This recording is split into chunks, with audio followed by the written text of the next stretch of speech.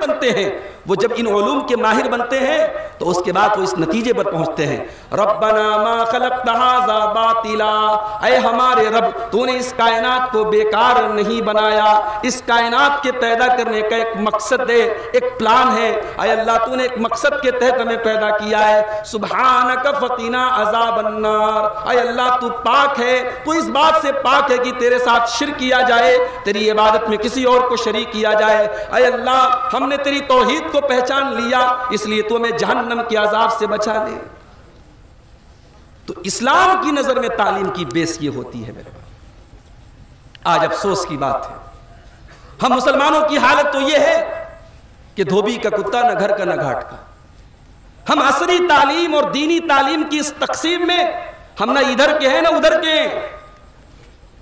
بھئی لوگ یہ سمجھتے ہیں مسلمان، غیر مسلموں کے ذہن میں یہ چلتا ہے کہ مسلمان ڈاکٹر نہیں بن رہا ہے، مسلمان انجینئر نہیں بن رہا ہے، مسلمان دنیاوی علوم میں آگے نہیں ہے تو مسلمان مدرسے میں پڑھتا ہوگا۔ کتنے % بچے مسلمانوں کے مدرسے میں پڑھتے ہیں؟ سچر کمیشن کی رپورٹ نے بتایا تھا کہ مسلمانوں میں جو پڑھنے والے بچے ہیں ان پڑھنے والے بچوں میں بھی صرف 5% بچے مدرسے میں پڑھتے ہیں، اور ان 5% میں بھی ایک بڑی تعداد ایسے بچوں کی ہے جو پرائمری کی تعلیم حاصل کرنے کے بعد پڑھائی چھوڑ دیتی ہے۔ آج ہماری قوم اس ملک میں ہر میدان میں پیچھے کیوں ہے میرے بھائی؟ کیونکہ ہم تعلیم میں پیچھے ہیں، ہم تعلیم میں پیچھے ہیں، اور تعلیم میں ہم دونوں تعلیم میں پیچھے ہیں، نہ ہمارے پاس دینی تعلیم ہے نہ دنیاوی تعلیم ہے۔ اسلام کی نظر میں تعلیم کیسی ہونی چاہیے اس کا اندازہ قرآن کریم کی ان 5 آیتوں سے لگائیے جو اللہ کے پیارے نبی جناب محمد الرسول اللہ صلی اللہ علیہ وسلم کے اوپر سب سے پہلے نازل ہوئی۔ بڑی عجیب بات ہے، قرآن کی پہلی 5 آیتیں نماز کا حکم لے کر کے نازل نہیں ہوئی، قرآن کی پہلی 5 آیتیں توحید کا حکم لے کر کے نازل نہیں ہوئی، قرآن کی پہلی 5 آیتوں میں اللہ نے پڑھنے کا حکم دیا، تعلیم کا ذکر کیا، فرمایا اقرا بسم ربک الذی خلق خلق الانسان من علق اقرا وربک الاکرم الذی علم بالقلم علم الانسان ما لم یعلم، پڑھو اپنے رب کے نام سے۔ اسلام کی فلسفی آف ایجوکیشن قرآن کریم کی اس ایک آیت میں آ جاتی ہے۔ قرآن اسلام کی نظر میں ایجوکیشن کی اسٹارٹنگ ہونی چاہیے بسم ربک سے، پڑھو اپنے رب کے نام سے۔ پڑھنے سے منع نہیں کیا گیا، لیکن وہ پڑھائی جو آپ کو آپ کے رب سے دور کر دے، جو اللہ سے دور کر دے، جو توحید سے دور کر دے، اسلام کی نظر میں وہ پڑھائی فتنہ ہے، وہ پڑھائی آپ کے لیے وبال ہے۔ اقرا بسم ربک الذی خلق، پڑھو اپنے رب کے نام سے جس نے تمہیں پیدا کیا۔ کیسے پیدا کیا؟ خلق الانسان من علق، اس نے انسان کو جمے ہوئے خون سے پیدا کیا۔ اقرا وربک الاکرم، پڑھو تمہارا رب بہت کریم ہے۔ الذی علم بالقلم، اس نے قلم کے ذریعے تعلیم دی۔ علماء کہتے ہیں قلم کا جو لفظ ہے یہ بڑی اہمیت رکھتا ہے۔ قیامت کی نشانیوں میں سے ایک نشانی اللہ کے نبی نے یہ بھی بیان فرمائی، ظہور القلم، قلم کی طاقت کا لوہا مانا جائے گا۔ بھئی قلم کا مطلب صرف وہ قلم نہیں ہے جس سے ہم کاغذ پہ لکھتے ہیں۔ آج موبائل پر جو انٹرنیٹ کی جو انفارمیشن ٹیکنالوجی ہے یہ بھی قلم میں آ جائے گی۔ آج میڈیا کا جو رول ہے سماج کو بنانے اور بگاڑنے میں، حکومتوں کو بنانے اور بگاڑنے میں، وہ بھی قلم کی طاقت ہے میرے بھائی۔ آج ہم اور آپ جب یہ شکایت کرتے ہیں کہ صاحب ہمارے ملک کا میڈیا بک گیا ہے، ہمارے ملک میں اچھے میڈیا والے نہیں ہیں، ایماندار صحافی نہیں ہیں، آپ کیا کر رہے ہیں؟ جرنلزم کا باقاعدہ کورس ہے، آج ہمارے کتنے نوجوان بچے اس کورس کو حاصل کر رہے ہیں، اس کورس کو سیکھ رہے ہیں۔ میرے بھائیوں یہ بات یاد رکھیے کہ تعلیم کا کوئی سبسٹیٹیوٹ نہیں ہے، تعلیم کا کوئی متبادل نہیں ہے۔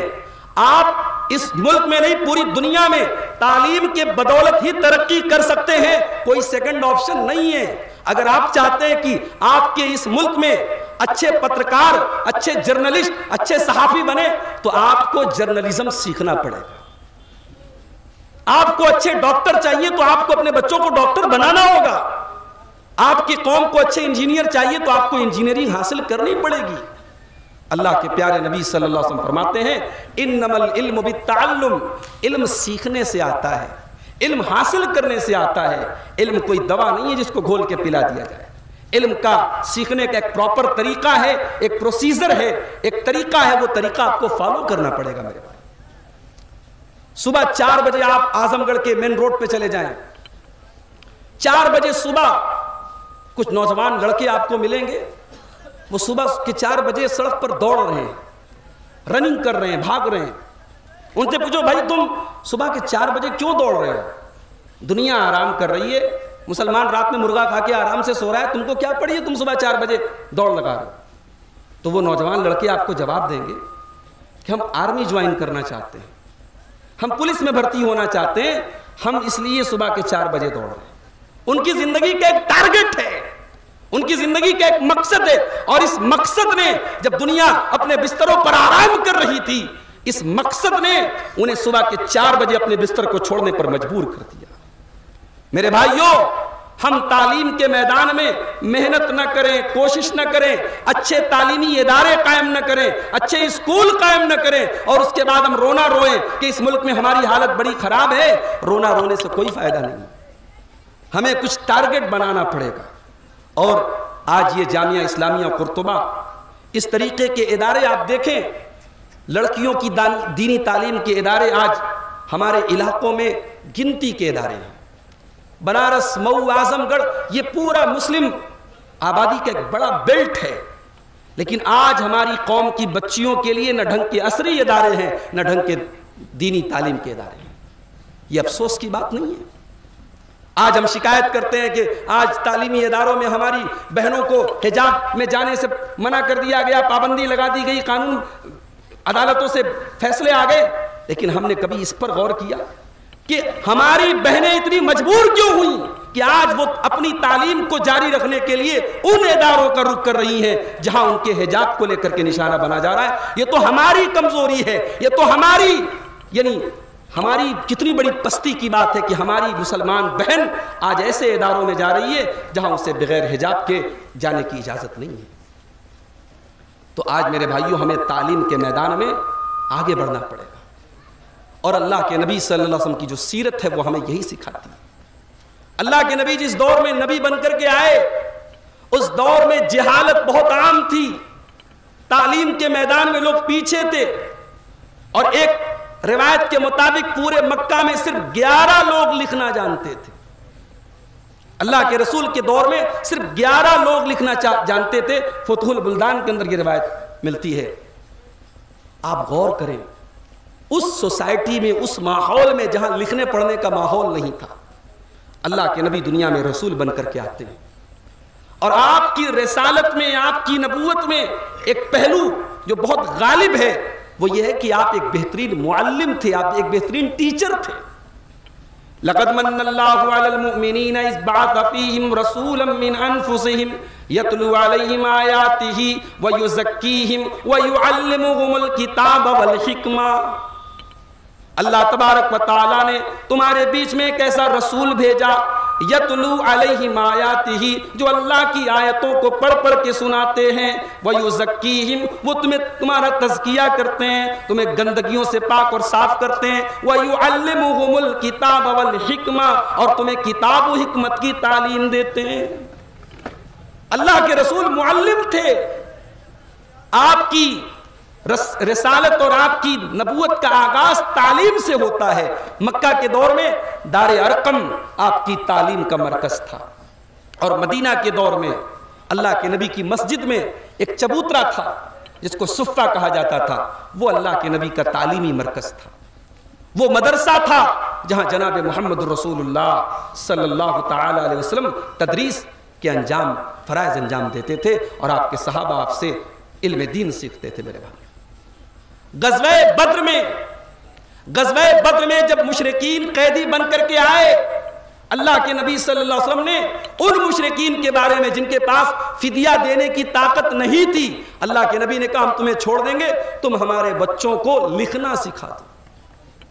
مشرکین کے قیدیوں کو لکھنا سکھانے، ان کو لکھنا سکھانے کی شرط پر رہا کیا گیا، اور بہت سارے صحابہ نے لکھنا سیکھا، انہی صحابہ میں حضرت زید ابن ثابت رضی اللہ تعالیٰ عنہ کا نام بھی آتا ہے۔ یعنی پیغمبر اسلام کی نظر میں، اللہ کے رسول کی نظر میں تعلیم کی کیا اہمیت تھی، لکھنے کی کیا اہمیت تھی، اس کا اندازہ آپ اس سے لگائیں کہ آپ نے مشرکین کے، اس سے ایک سبق یہ بھی ملا کہ ضرورت پڑے تو آپ غیر مسلم سے جو اپنے فن کا ماہر ہو اس سے آپ علم لے سکتے ہیں، اس سے تعلیم لے سکتے ہیں، اس میں کوئی حرج کی بات نہیں ہے۔ اللہ کے نبی نے ان مشرکین سے اپنے صحابہ کو لکھنا سکھایا۔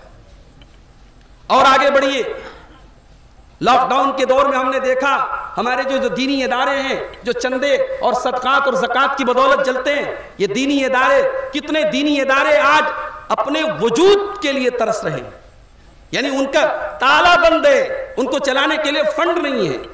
ظاہر ہے لوگوں کی مدد اور تعاون سے یہ مدرسے چلتے ہیں، ان کو چلانا بہت بڑا چیلنج ہوتا ہے، اور یہ آج سے نہیں، یہ 1400 سال سے یہ چیلنج موجود ہے۔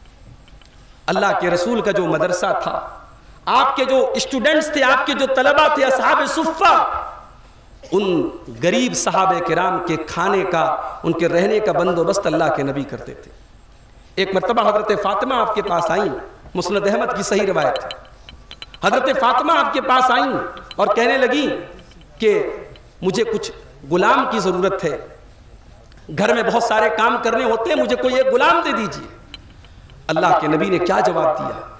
کہا کہ میرے وہ اصحاب صفہ، میرے وہ شاگرد جو دین کا علم حاصل کر رہے ہیں، ابھی ان کے کھانے کو اناج نہیں ہے، میں ان غلاموں کو بیچ کر پہلے ان اپنے طلبہ اور دین کے ان طالب علموں کے لیے پہلے میں کھانے کا انتظام کروں گا۔ اے فاطمہ، اے میری لخت جگر، میں تمہیں غلام نہیں دے سکتا۔ اللہ اکبر۔ نبی کی نظر میں تعلیم کی کیا اہمیت تھی، نبی کی نظر میں انسٹیٹیوٹ کی کیا اہمیت تھی کہ اللہ کے نبی اپنی بیٹی کی ضرورت کو کے اوپر مقدم رکھتے ہیں میرے بھائیوں، اپنے اس ادارے کی ضرورت کو، اپنے اس انسٹیٹیوٹ کے ضرورت۔ میں کہتا ہوں کسی بھی قوم کی ترجیحات سے اندازہ لگ جاتا ہے کہ اس قوم کا معیار کیا ہے۔ مسلمانوں کی بستی میں آپ چلے جائیں، مسلمانوں کی بستیوں کی پہچان کباب اور پراٹھے کی شاندار دکانوں سے ہوتی ہے۔ مسلمانوں کی بستیوں میں جب آپ داخل ہوں گے تو خوشبودار کھانے کی مہک یہ آپ کا استقبال کرے گی، اور غیر مسلموں کی کالونیوں اور بستیوں میں ایک سے ایک کوچنگ سینٹر اور تعلیمی ادارے آپ کا استقبال کریں گے۔ یہ جو فرق ہے ہماری اور غیر مسلموں کی آبادیوں کے درمیان، یہ فرق بتا رہا ہے کہ کس قوم کی ترجیحات کیا ہے۔ آج ہماری قوم کے پاس شادی بیاہ میں نام و نمود کے لیے خرچ کرنے کے لیے کروڑوں ہیں، لیکن ہمارے پاس ڈھنگ کے ادارے قائم کرنے کے لیے فنڈز نہیں ہیں۔ ہمارے پاس اپنی بچیوں کو اسلامی حجاب کے ساتھ ان کو عصری اور دینی تعلیم دینے کے لیے ڈھنگ کے ادارے نہیں ہیں۔ ہمارے پاس اپنی قوم کے بچوں کو ڈاکٹر بنانے کے لیے اچھے میڈیکل انسٹیٹیوٹ نہیں ہیں۔ ہم حکومتوں کا کیا رونا روتے ہیں میرے بھائیوں؟ ہماری ترجیحات میں یہ تمام چیزیں نہیں ہیں۔ تو تعلیم کی اہمیت، اور موضوع کا دوسرا جو ہمارا پہلو تھا، جہالت کے نقصانات۔ مسلمانوں میں فرقہ پرستی کیوں ہے؟ جہالت ہے۔ ابھی ایک ویڈیو بہت وائرل ہو رہا ہے، شاید بنارس کے یا آس پاس کا ہی ویڈیو ہے، کہ جنازہ آیا ہے، مٹی دی جانے والی ہے، جنازے کے دوران لاؤڈ اسپیکر سے اعلان کیا جا رہا ہے کہ صاحب یہ فلاں مسلک کا جنازہ ہے، فلاں مسلک کے لوگ اس جنازے میں نہ آئیں، اگر آئے ہیں تو چلے جائیں ورنہ بڑی بے عزتی ہوگی۔ یہ نفرت اور آپس میں دوری کی یہ انتہا ہے۔ یہ کیوں ہے میرے بھائی؟ کیونکہ جہالت ہے۔ دین کا صحیح علم اگر لوگوں کے پاس آ جائے، دین کا صحیح شعور لوگوں کے پاس آ جائے تو یہ چیز ختم ہو جائے گی۔ جہالت کا ایک نقصان اور ہے، جس سماج میں جہالت رہے گی وہاں لوگ صحیح اور غلط میں فرق نہیں کر پائیں گے۔ بھائی جب آپ جانیں گے نہیں کہ صحیح کیا ہے اور غلط کیا ہے تو ہمیشہ آپ کو پٹی پڑھائی جائے گی کہ یہی صحیح ہے اور آپ غلط کو صحیح انجام دیں گے۔ اذان کی آواز آ رہی ہے، جاری رکھیں۔ اللہ کے رسول کے دور کا واقعہ ہے، ابو داؤد کی روایت ہے۔ صحابہ کرام سفر پہ گئے ہوئے، ایک صحابی کو احتلام ہو گیا، ناپاک ہو گئے وہ، اب ان کے سر پہ چوٹ لگی تھی، انہوں نے صحابہ سے مسئلہ پوچھا کہ بھئی میرے سر پہ چوٹ لگی ہے اور مجھے احتلام ہو گیا ہے، میں کیا کروں؟ تو اس موقع پر جو لوگ موجود تھے انہوں نے کہا صاحب آپ تو ناپاک ہو گئے، غسل آپ کے اوپر واجب ہے، آپ کو غسل کرنا پڑے گا۔ لا نجد لک رخصتن، ہمیں کوئی ایسی دلیل ہمیں نہیں ملتی ہے کہ آپ کو تیمم کرنے کی اجازت دی جائے. تیمم نہیں کر سکتے, آپ کو غسل کرنا پڑے گا. صحابی نے غسل کیا اور ان کا انتقال ہو گیا. سر میں گہری چوٹ لگی تھی, انتقال ہو گیا. جب اس سفر کے بعد صحابہ کرام اللہ کے رسول صلی اللہ علیہ وسلم کے پاس پہنچے تو اللہ کے رسول نے کیا فرمایا؟ بڑے غصے میں آپ نے فرمایا قتلوہ قتلہم اللہ، کہ انہوں نے میرے اس صحابی کو قتل کر دیا بغیر علم کی اور بغیر دلیل کے. انہوں نے یہ بات بتا کر کے میرے صحابی کو قتل کر دیا. انما شفاء العی السؤال، جہالت کا علاج سوال ہے. جہالت کا علاج اہل علم سے پوچھنا ہے. اگر آپ کو کوئی چیز معلوم نہیں ہے، آپ اہل علم سے رابطہ کریں، آپ علم حاصل کریں، آپ نالج گین کریں. آپ اپنی جہالت پر قائم نہ رہیں ورنہ آپ برباد ہو جائیں گے. اسی طریقے سے جہالت کا ایک نقصان یہ بھی ہے میرے بھائیوں کہ انسان کے اندر جب تعلیم نہیں ہوتی، جہالت ہوتی ہے، تو انسان غلط رد عمل کرتا ہے، غلط ری ایکشن کرتا ہے. اللہ تعالیٰ نے سورہ حجرات کے اندر فرمایا کہ ان جاءکم فاسق بنبأ فتبینوا، مسلمانوں جب تمہارے پاس کوئی خبر آئے تو پہلے تحقیق کر لو. اگر تم تحقیق نہیں کرو گے تو اس بات کا اندیشہ ہے کہ تم کسی قوم کے اوپر حملہ کر دو گے یا کسی قوم سے چھیڑ چھاڑ کرو گے. بجہالۃ ان تصیبوا قوما بجہالۃ فتصبحوا علی ما فعلتم نادمین. تم جہالت کی وجہ سے کسی قوم کا نقصان کر دو گے اور بعد میں تمہیں شرمندہ ہونا پڑے گا. تو جہالت انسان کو شرمندہ کرتی ہے. تعلیم انسان کو بتاتی ہے کیا صحیح ہے کیا غلط ہے، کب کون سی بات بولنا ہے کب کون سی بات نہیں بولنا ہے. تو میرے بھائیوں، آج ہماری قوم کو تعلیم کے میدان میں، اور تعلیم کی جب میں بات کرتا ہوں تو آپ یاد رکھیے میں دونوں تعلیم کی بات کر رہا ہوں.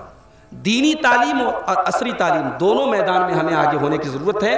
ضروری نہیں ہے کہ ہمارے بچے سب علماء بن جائیں، سب حفاظ بن جائیں، لیکن دین کا جو بیسک علم ہے، دین کی جو بنیادی نالج ہے. بھائی اگر ایک مسلمان پولیس آفیسر بن گیا بہت اچھی بات ہے، لیکن آپ یہ سوچیں کہ وہ پولیس آفیسر بننے کے ساتھ ساتھ اگر صحیح معنوں میں وہ مسلمان ہے، اسلام کی تعلیم بھی وہ اپنے اندر رکھے ہوئے ہے، تو وہ رشوت نہیں لے گا، وہ جھوٹ نہیں بولے گا، وہ کسی پر ظلم نہیں کرے گا. ایک ڈاکٹر اگر دین کی صحیح تعلیم بھی حاصل کرے اور ڈاکٹر بھی بن جائے تو وہ ڈاکٹر صرف پیسہ کمانے کے لیے اپنا پیشہ اختیار نہیں کرے گا، بلکہ وہ اپنے مریضوں کو خدمت کے طور پر اور خدمت خلق کے طور پر وہ اپنے مریضوں کا علاج کرے گا. تو جتنے بھی فیلڈ ہیں، اور ایک آخری بات بیان کر کے بات ختم کر رہا ہوں کہ جتنی بھی فیلڈ ہیں، ہر فیلڈ میں ہم آگے بڑھیں، مگر اکبر الہ آبادی کے اس شعر کو یاد رکھیں، اللہ کو اور اپنی حقیقت کو نہ بھولیں. اور آج کا دور اسپیشلائزیشن کا دور ہے، آج کا دور ایکسپرٹائز کا دور ہے. آج کے دور میں ہمیں دل کی بیماری ہوتی ہے، ہم دل کے ڈاکٹر کے پاس جاتے ہیں، ہم کارڈیولوجسٹ کے پاس جاتے ہیں. ہمیں نس کی کوئی بیماری ہم نیورولوجسٹ کے پاس جاتے ہیں. ہم ہر میدان میں ایکسپرٹ سے رابطہ قائم کرتے ہیں. تو میرے بھائیوں، ہم دینی تعلیم ہو چاہے دنیاوی تعلیم ہو، ہم ایکسپرٹ بنیں، ہم اسپیشلائزیشن کا علم حاصل کریں. ہماری اگر دلچسپی جرنلزم میں ہے، ہم صحافی بننا چاہتے ہیں تو ہم اس میدان میں آگے بڑھیں اور ایکسپرٹ بنیں. ہماری دلچسپی اگر ڈاکٹر بننے میں ہے تو ہم دائیں بائیں سے ڈاکٹر نہ بنیں، ہم اس کا جو پراپر طریقہ ہے، جو پراپر چینل ہے، اس طریقے سے ہم میڈیکل سائنس کا علم حاصل کریں اور ایک بہترین ڈاکٹر بنیں. اللہ کے رسول کے صحابہ میں ہم یہ بھی دیکھتے ہیں کہ بعض صحابہ اپنے فن کے ماہر تھے. جیسے حضرت معاذ ابن جبل رضی اللہ تعالیٰ عنہ کے بارے میں اللہ کے نبی نے فرمایا اعلمہم بالحلال والحرام معاذ ابن جبل. معاذ ابن جبل حلال اور حرام کا علم سب سے زیادہ رکھتے ہیں. ایسا نہیں کہ باقی صحابہ حلال اور حرام کا علم نہیں رکھتے تھے، مگر معاذ ابن جبل ایکسپرٹ ہیں اس علم کے اندر. حضرت عبداللہ ابن عباس ایکسپرٹ ہیں تفسیر کے میدان میں. حضرت زید ابن ثابت ایکسپرٹ ہیں علم وراثت، علم فرائض کا جو علم ہے اس علم کے وہ ماہر ہیں. تو آج ہمیں تعلیم کے میدان میں اس پر بھی اختصاص اور اسپیشلائزیشن پر بھی ہمیں فوکس کرنے کی ضرورت ہے. تو تعلیم کی اہمیت اور جہالت کے نقصانات کے تعلق سے یہ مختصر سی گفتگو تھی. اللہ تعالیٰ سے دعا ہے رب العالمین ہمیں تعلیم کے میدان میں آگے بڑھنے کی توفیق دے. تعلیم کو اپنی ترجیح بنانے کی ہم سے چھوٹی چھوٹی قوموں نے اس ملک میں، ہم سے چھوٹی چھوٹی جین کمیونٹی، سکھ کمیونٹی، کرسچین کمیونٹی ہم سے چھوٹی ہیں آبادی میں اور تعداد میں بہت کم ہے، مگر آج اعظم گڑھ سے لے کے بنارس تک جو بڑے بڑے تعلیمی ادارے ہیں، آپ دیکھ لیں کانوینٹ اسکولز ہیں، کرسچنز کے اسکول ہیں، اور آج ہم اپنے بچوں کو اعلیٰ تعلیم دلانے کے لیے ان کے اسکولوں میں رابطہ کرتے ہیں۔ تو میرے بھائیو، یہ ہماری بہت بڑی کمزوری ہے۔ ہم اپنی ترجیحات میں تعلیم کو شامل کریں۔ اللہ تعالی ہم سب کو اس کی توفیق عطا فرمائے۔ اللہ ہماری قوم کی جہالت کو دور فرمائے۔ اللہ تعالی ہماری قوم کو دینی اور عصری دونوں تعلیم کے میدان میں اللہ تعالی آگے بڑھنے کی توفیق عطا فرمائے۔ آمین۔ وآخر دعوانا الحمد للہ رب العالمین۔ السلام علیکم ورحمۃ اللہ وبرکاتہ۔